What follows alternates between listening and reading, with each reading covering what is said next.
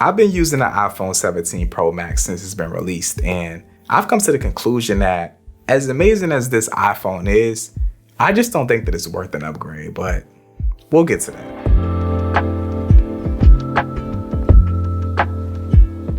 For the people who may have come across this video from the YouTube homepage or the algorithm feeding them something new, I am a creator, but I'm a cinematographer at heart. So that means that this video won't be a review about how long the battery lasts or the ProMotion screens or anything like that. This is strictly about cameras, a lot about video, and a little about photos. Let's get into it. When it comes to phones, I use them as tools to capture the moment in the purest possible way. They're not intrusive, and I think that they're amazing for this. You pull a phone out, nobody's gonna be spooked about it. So this means that typically when I'm using my phone, I'm just opening up the camera app and pressing record. No log if I'm doing video, just recording. And when it comes to photos, I'm rarely even switching over to RAW to take them unless I see myself editing those photos later. Majority of the time, a live photo will do perfectly fine for these moments that I'm talking about. So for me, the Pro iPhone has always felt like an oxymoron. Like, I'm aware that the phone can indeed achieve pro level quality, but when I want that, I'd almost always prefer to use my actual camera for it. But for the sake of this video, I'm gonna use this phone exactly how I would use my camera. Let's start off with photography. This section right here is gonna be short and sweet because for as long as I can remember, man, the photos from the iPhone have always been flat out amazing. The iPhone has been one of the best point and shoot cameras that you can buy for years now, and this one is even better. When I first heard about the ability to do the 8x zoom with the new processing, I was a little bit skeptical, but from the results, you just can't argue with how good these photos look. 99% of the time when it comes to taking photos with my phone, I tend to just stay at that 1x main camera, and the photos always surprise me with how good they look. Like, this thing handles shallow depth of field really nice, and the roll off with it is super smooth. Like, the photos color down amazing. There's not much that I can complain about when it comes to iPhone photography. One thing that I was super excited about from the keynote for the new iPhone was the brand new telephoto camera. 100mm is a focal length that I love, and the photos that come out of this phone using this telephoto camera are just crispy. Photos from the iPhone have always been good, and the iPhone 17 Pro Max just does a better job at processing them, allowing you to use optical zoom all the way up to 8x and get good quality photos from that. They've even updated the selfie camera as well, which I don't ever use. You'll see a quick example of me using it later in the video for the video portion of this. But when it comes to me taking a selfie photo, I just don't do it. But if you do, you will see a significant upgrade to this camera. Photos from the iPhone are just amazing. Let's get into the video.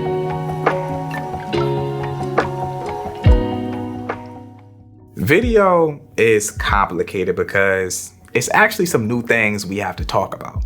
A few weeks ago, I decided to put the iPhone 17 Pro Max up against the Sony FX3. And my sole purpose of this was just to see how close I can get the footage to look from both of these cameras. And in some of these scenarios, it was almost indistinguishable which camera was which really surprised me.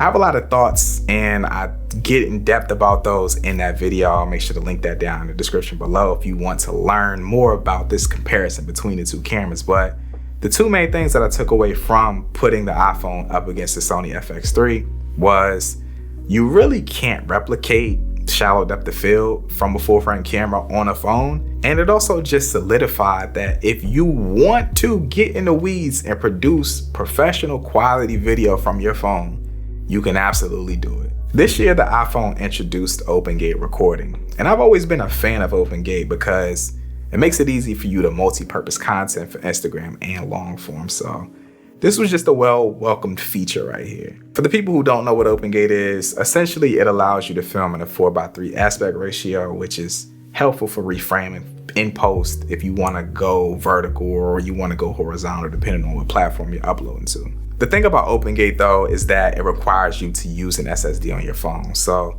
for the people who are wondering, this was my setup with my iPhone pretty much 99% of the time while I was using it. I have this moment filter mount that screws onto your phone. It's a little bit finicky because it's not meant for this phone, but it works totally fine. The problem here is that the camera bump on the iPhone now extends the entire width of the phone. But like I said, this works totally fine. For the ND filter, I'm using the moment variable ND. These are the filters that I use on my camera, and honestly, these are one of the best variable ND filters you can get. I find that it's no noticeable color shift, and it's really no vignette with these at all. Like, these are amazing. And with the setup, with this mount and this ND filter, I wasn't getting any light leaks into my footage at all, which is a good thing. For my memory solution, I'm using a Lexar Go SSD, and for my wireless microphones, I'm using a Lark A1s by Hollyland. Now, when it comes to OpenGate, the one gripe that I have, and I honestly noticed it filming my last shot of testing this phone, which I'm super upset about, is the fact that you can't use stabilization while you're using OpenGate. I really wish that they gave you an option where you could zoom the footage in just a little bit and still utilize stabilization, but hopefully that's something that they can implement into an update or the next version of the iPhone. When it comes to log footage out of the iPhone 17 Pro Max, the footage is stunning. And like, this is something that you expected because the last 2 iterations of the iPhone with log recording also looked really good. It always amazes me just how good the footage grades down from something that you always have in your pocket. For anybody interested, because I know somebody's gonna ask, I colored all of the footage in this video with my new everyday cinema LUT. The iPhone footage, the Sony a7C Mark II footage, the FX3 footage, everything that is video in this video, I color with this LUT. And that's the true magic of it. I use it for all of my content, and I created it to be compatible in all scenarios. For anybody interested, it's gonna be a link down in the description for y'all to check it out. But the tone roll off on the iPhone is so smooth. And the thing about shooting in log that I love is the fact that it takes away a lot of that digital look that you get when you're filming on the phone. Now, typically when you're filming in log on the new iPhone 17 Pro Max, the file sizes are huge. So as of lately, I've been testing out and using a Blackmagic Design camera app. And I like it a lot because you're able to adjust the codec that you're filming in. So for me, I just dumb my footage down to ProRes LT. The file sizes are way smaller, and I honestly can't tell the difference between that and regular ProRes. Even in OpenGate, the footage still looks amazing. The file sizes are manageable.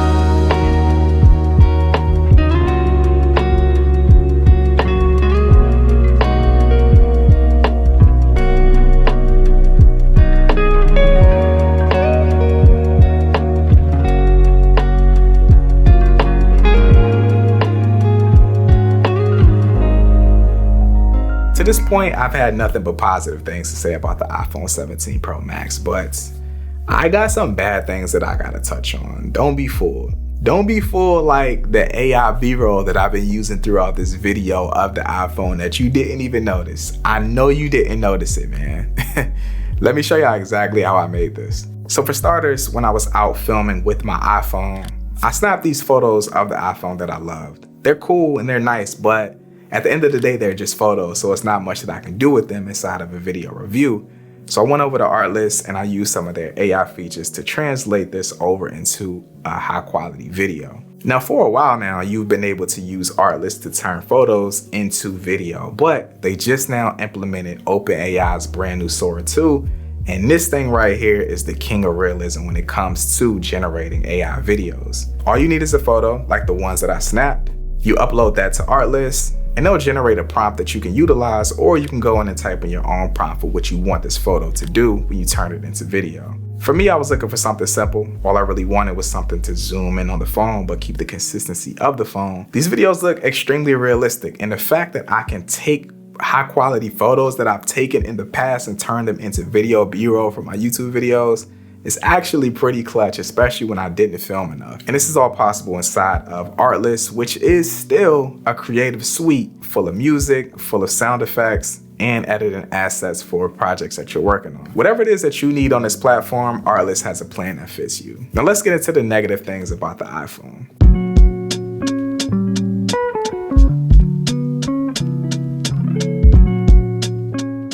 The iPhone 17 Pro and Pro Max is obviously amazing, but Apple has a problem that is so unique that it's almost only relevant to them. And this problem is also present in another product in the Apple ecosystem, the Mac. You see, when Apple introduced Apple Silicon and replaced their chips from Intel, the Mac got so good that it's so hard to recommend anybody upgrade their Mac from the first iteration of that Apple Silicon. The M1, M1 Max, M1 Pro, is so freaking good still to this day that I still have one. And the Pro line of iPhones is going through the exact same problem right now. When the 15 Pro and 15 Pro Max introduced Apple Log, the video quality became so good that it's so unnecessary for you to upgrade your phone to another Pro phone at this current moment. The 16 Pro, the 17 Pro Max, if you use those coming from a 15 Pro or 15 Pro Max, you're not gonna see a difference. It's so minor that it's basically pointless for you to do it. And for me, it's hard for me to recommend that you upgrade if you have one of these phones. I ain't gonna lie to you though. One of the standouts this year has to be this front camera. I got my ND filter like Jimmy rigged on the front of it, so you probably see some flares at the bottom of the frame. I'm filming in log right now on the front camera though, which is insanity. This is crazy. I got like a 1:1 aspect ratio right now. I'm not even sure, but this is cool. I don't gotta tilt my phone into landscape mode or look off at a weird angle because the camera is off to the left. It's just straight on. Walking with it, this is what stabilization looks like. This is what it looks like if you want to film at log, which I don't recommend, but for the sake of this review, let's try it out and see what it looks like. The iPhone 17 Pro Max is undoubtedly an amazing phone and an amazing camera, but so have the past two Pro models of the iPhone. They've also been flat out amazing, and I've had them both. The log on the iPhone 17 Pro Max is great, but so has the log on the iPhone 16 Pro and the 15 Pro. Looking at this footage from the 15 Pro Max, it's almost identical. Like, you do miss out on some of the features like OpenGate, which is cool. I like OpenGate. I think OpenGate is amazing, but do you really need OpenGate? You also miss out on features like ProRes RAW, but do you really need ProRes RAW? In this video, I haven't used or shown any ProRes RAW footage, and that's just because I don't need it. Have you noticed it? The footage still look really good, right? It's up to you. You might need it, but do you really need it?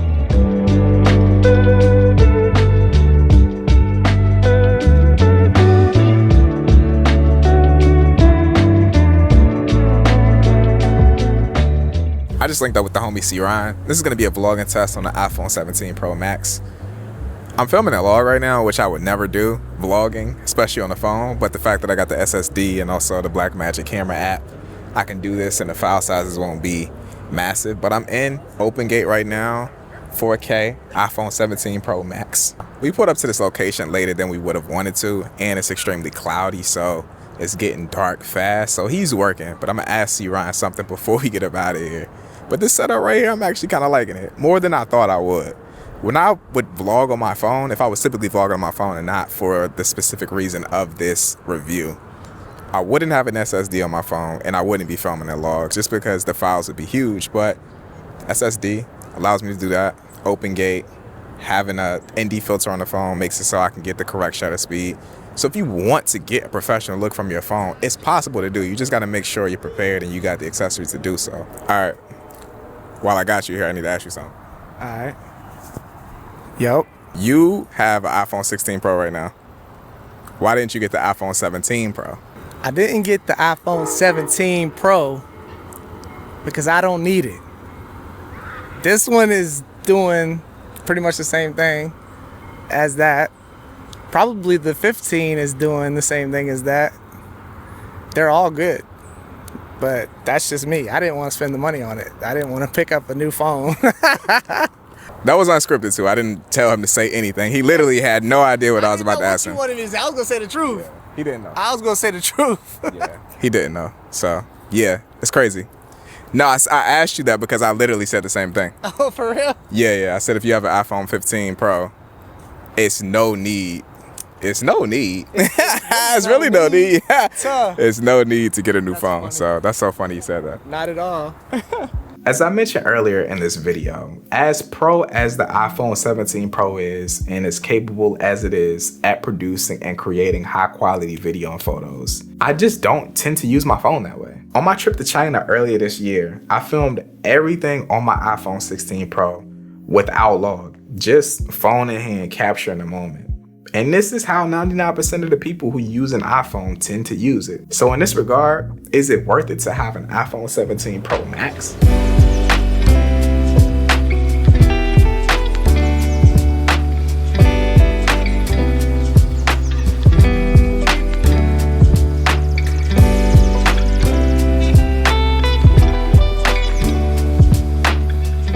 If you have an iPhone 15 Pro, 16 Pro, this phone just isn't enough to justify an upgrade.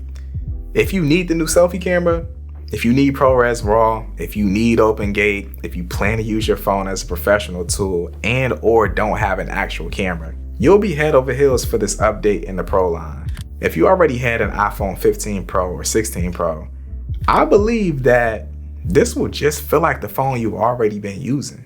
It's rare that I ever recommend to anybody to upgrade to the iPhone when they have the iPhone that came out the previous year. I would say probably the iPhone 15 Pro was the only phone that I would recommend you do that with because of the implementation into log. But this right here just ain't it. If you got an iPhone 16 Pro, I can't tell you that you should go get this phone. If these features mean a lot to you, go do it. But I don't know. I feel like if you have a 16 Pro like I had, when you get this phone, it's just gonna feel like the same phone you already had. Now, if you have an iPhone that is older than the iPhone 15 Pro, absolutely upgrade. You're gonna feel literally night and day difference between the phone that you had and this brand new iPhone. But for people in the boat of having a 15 Pro and a 16 Pro, I don't think that this is the phone to upgrade to. I just don't feel like it's worth it. I don't think that it's enough. But at the end of the day, you gotta make that purchase. Y'all let me know down in the comment section, man. How do y'all feel about the 17 Pro and 17 Pro Max? I feel like this is a year that Apple did implement some really good features, but on a day-to-day basis, is this something that you're gonna really use all the time? It's up to you to decide, man. If y'all enjoyed this video, make sure y'all drop it a like, subscribe to the channel if you're new here. But with that being said, I'm out, y'all. Peace.